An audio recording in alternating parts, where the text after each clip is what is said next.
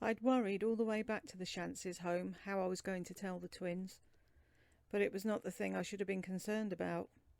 From the moment Gus and I walked in, and without a single word exchanged, they knew. When we entered the room looking the way we did and without their mother, they knew. On their faces, as if they'd been inscribed with indelible ink, I could clearly read the saddest set of words in the world that I'd never wanted to see. Our mother is dead. Shock turned to tears, and tears turned to body-racking sobs, and the sobs soon became wails of heartbroken sorrow. Wrapping her arms around Chris's daughters, Lorraine joined them, mourning her own dearly departed friend from next door.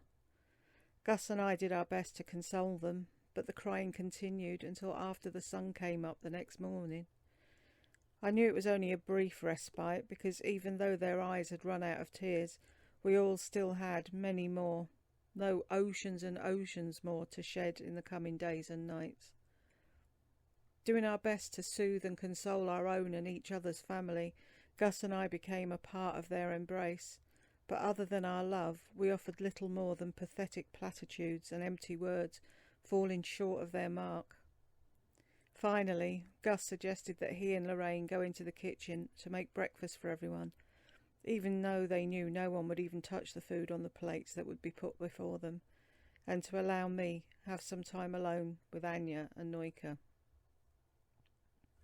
There was a large sofa in the Shantzes' living room on which I hoped we'd sit with each other when we spoke, but the girls chose to wedge themselves together on the small settee across from an upholstered chair.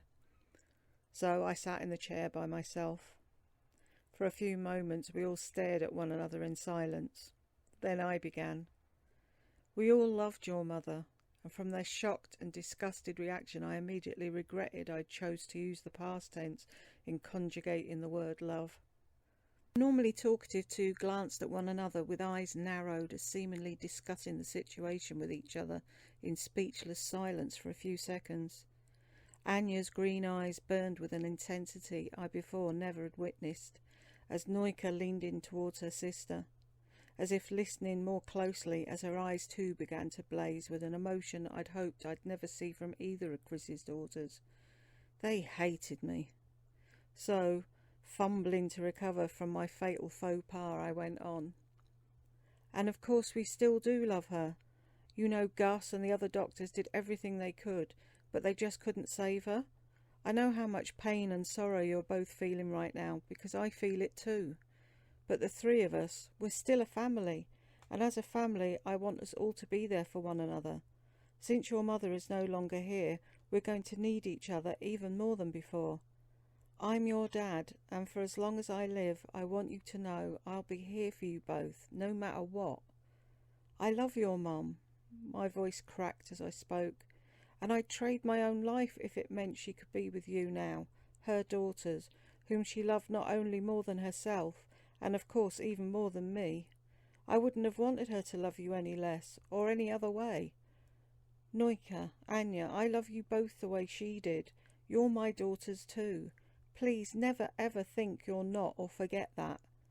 I love her, and you love her, and Gus and Lorraine love her, and so many other people also love her. It's just that sometimes love is not enough, especially when it comes to death.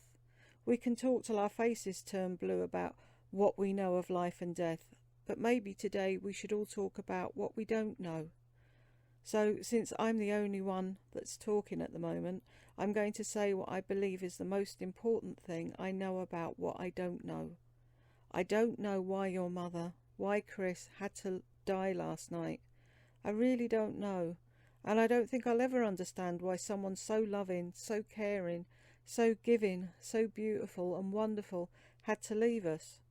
But I'm happy she knew how much we all loved and cared for her in return, because she never failed to tell us how she did and how it made her who she was. I'm sorry, but I don't know what else I can say to you or myself about right now, except I'm your dad and I'm here for you. You're not our dad. You're only our stepdad. So stop pretending you're something you're not. The sting of those words stung me exactly as they were intended to. I had not only lost Chris last night, but I'd lost her daughters too. In less than 24 hours, I'd lost my entire world. But wait a minute, if I was to let go so easily of the two most important extensions of Chris, let go without a fight, then they were correct in saying I'd only been pretending. Maybe you're right, but your mum certainly didn't think so, and neither do I. Then can we talk to you? Not like a parent, but like we're all just people? Of course, and I think if that helps you talk about Chris's death, then that would probably be all for the best at this moment. Why then did you or Mum think that Anya or I couldn't understand Steve? Why the fuck didn't you two just talk about it? Even once with us? What about us? Noika and I are fucking family too, and you both iced us out. We hate you.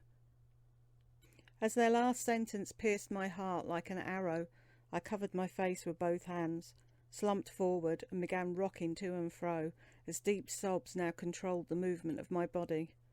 The viper that had wrapped around my throat last night in the hospital had returned and must have brought a few of his buddies along for the kill. I felt one invisible snake coil around the fore, sides and back of my head. Another was constricting so tightly around my chest it was now impossible to breathe. Even my arms and legs felt like they'd wound so tight around them the blood had stopped circulating. One serpent sunk its fangs into my left arm, for pain shot throughout the limb, followed by tingling numbness.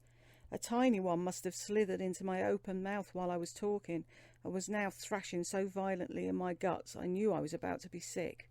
The room spun around, and as I lost consciousness, I heard one of Chris's daughters, I believe it was Anya, call into the kitchen for Dr. Shantz's help. Finally, I passed out. When I came to, I was on the floor, lying on my back. Gus, who had ripped open my shirt, was on top of me, administering CPR. Lorraine, Noika and Anya were all kneeling on the floor beside me. Lorraine at my feet was removing my shoes and socks.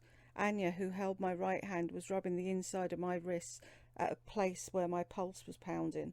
Noika was doing the same on my left, halting the steady pumping activity with his hands that had been placed over my heart. Gus reached into his ever-present doctor's bag, and as he did during the previous night with Chris, he prepared to inject me with something. Next, everything just went black.